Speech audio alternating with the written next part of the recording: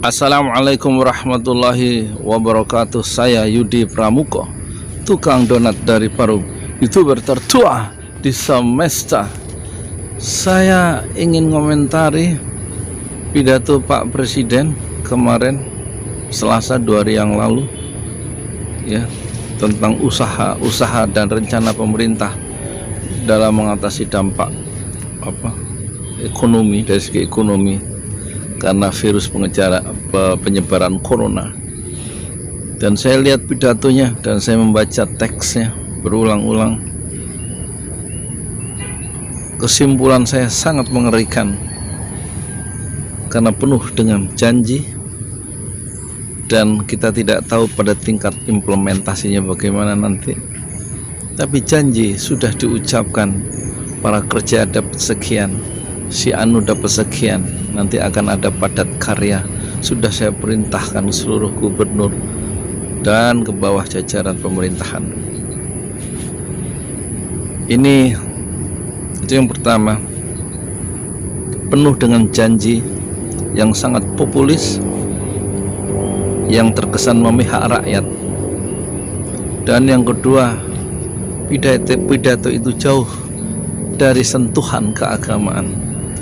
Menghadapi musibah yang sangat besar dan mengglobal ini, yaitu COVID-19, itu hendaknya, atau corona, hendaknya orang harus kembali kepada pencipta semesta, yaitu Allah Subhanahu wa Ta'ala.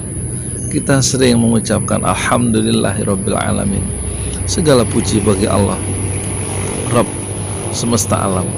Menurut ulama, Rabb itu bisa berarti mendidik, mengurus, mengembangkan, memelihara. Jadi yang memelihara alam semesta, yang mengurus alam semesta, yang mendidik alam semesta itu adalah Allah Subhanahu wa Ta'ala.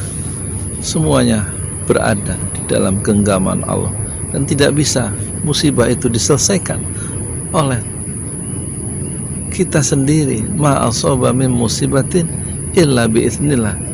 Sungguhnya musibah itu terjadi biiznillah, dengan kehendak Allah, dengan izinnya Allah.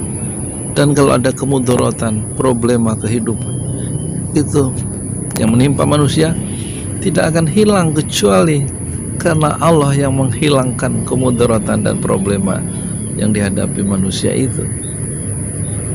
Ma asaba min musibatin illa biiznillah. Terus ada lagi ayat yang tadi, falaka syifalahu illa huwa. Jika satu wa iyam saskallahu bidurrin falaka syifalahu illa huwa. Jika ada suatu kemudaratan menyentuh dan membentur engkau ya Muhammad, falaka syifalahu, dan tidak ada yang mengangkat kemudaratan dan musibah yang menyentuhmu, yang membenturmu itu, illa huwa, kecuali dengan pertolongan Allah saja. Tidak ada yang bisa mengangkat, menghilangkan musibah ini kecuali Allah yang menghilangkannya. Jadi musibah ini, kalau ada musibah maka kita harus mengucapkan qalu inna lillahi wa inna ilaihi raji'un. Kita semua milik Allah dan kita semua kembali kepada Allah. Jadi semangat keagamaan tidak tampak dalam pidato presiden yang sangat penting itu. Ketika terjadi demoralisasi, semangat turun di segala bidang. Hotel yang kamarnya ratusan itu hanya mendapatkan tamu 14 orang misalnya. Beberapa jaringan hotel menutup diri karena tidak ada tamu yang berani berkunjung. Kemarin saya pemesan sebuah ojek online, entah Grab entah ojek, pakai OVO. Setelah sampai di depan rumah saya tidak jadi dan tidak membatalkan, tapi ingin dapat informasi. Nggak jadi pergi, tapi uangnya tentu sudah dia dapatkan. Berapa kemarin dapat penumpang? 1 katanya. Sepanjang hari 1 penumpang. Kemarinnya lagi dia bilang pakai bahasa zong artinya nggak dapat sama sekali, terpukul ya.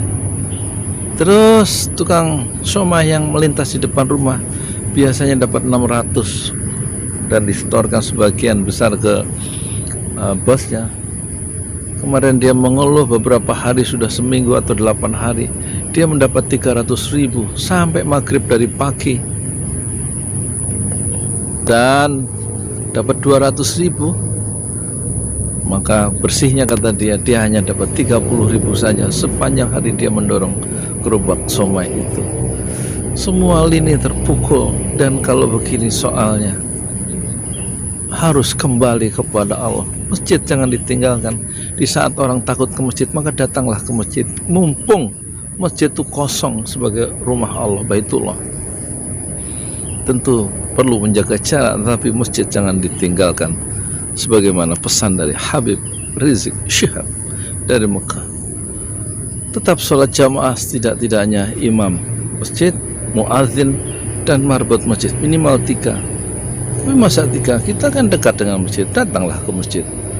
Kalau maut tiba, bisa maut itu menjemput Anda di rumah dan di kamar Anda.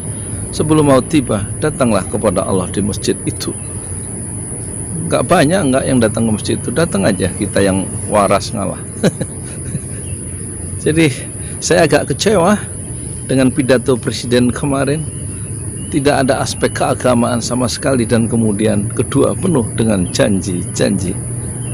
Dan saya punya proposal mini, ada 3 yang katanya nggak ilmiah. Nggak apa-apa, 1 di saat-saat sulit ini, 1 kita harus bertobat kepada Allah, mendekatkan diri kepada Allah, memperbaiki sholat-sholat kita berjamaah sholat ya di masjid lah, nggak usah di rumah. Orang masjid kosong. Masjid kosong, berjamaah lah di masjid ya. Siapa bilang masjid itu penuh? Berjamaah lah di masjid ya. Yang kedua ya, berdayakan yang bisa diberdayakan masyarakat kita, jangan semua dibantu oleh pemerintah ya. Maka tanamlah sayur-sayuran, tanamlah buah-buahan. Mulai sekarang kita berpacu dengan waktu. Di rumah yang kecil dengan tanaman organik, semua ada di YouTube tutorialnya ya. Jadi pertama, taqarrub ilallah, mendekati diri kepada Allah, tobat, istighfar, dan memperbanyak ibadah, membaca Quran, dan mempelajari Islam lagi, mumpung banyak waktu di rumah. Yang kedua, menanam sayuran, juga tidak ada sentuhan dengan orang-orang lain kan, kecuali dengan tanah dan dengan apa? Dengan kembang-kembang atau dengan sayur dan tanaman-tanaman. Yang ketiga, ini yang saya serius, jadilah YouTuber ya. Dengan YouTuber ini seperti saya ini bisa menyampaikan pesan-pesan ke 5 benua. Terima kasih ya kepada beberapa orang yang sudah menyapa saya. Pak, saya dari Mekah, saya dari Madinah, saya dari Amsterdam. Wah, Masya Allah, saya dari Boston, saya dari Singapura, Hong Kong, dari Australia katanya, dari banyak tempat ya. Mari kita saling doa, semoga Allah mengangkat musibah ini dari dunia, dari seluruh dunia yang sekarang sudah Allah panggil pulang, yang wafat sekitar hampir 22.000 jiwa di seluruh dunia. Sementara yang terinfeksi oleh makhluk ciptaan Allah, yaitu corona, itu hampir 1,5 juta orang ya. Wa yamsaskallahu bidzurrin fala kashifa lahu illa huwa. Tidak ada ya, kemudaratan, problema yang menimpa atau musibah yang menimpa engkau ya Muhammad, kecuali Allah yang menghilangkannya. Jadi makin dekatlah kepada Allah Subhanahu wa ta'ala. Saya Yudi Pramuko, tukang donat dari Padang, YouTuber tertua di semesta. Fasbir sabra jamila, bersabarlah dengan kesabaran yang indah. Assalamualaikum warahmatullahi wabarakatuh.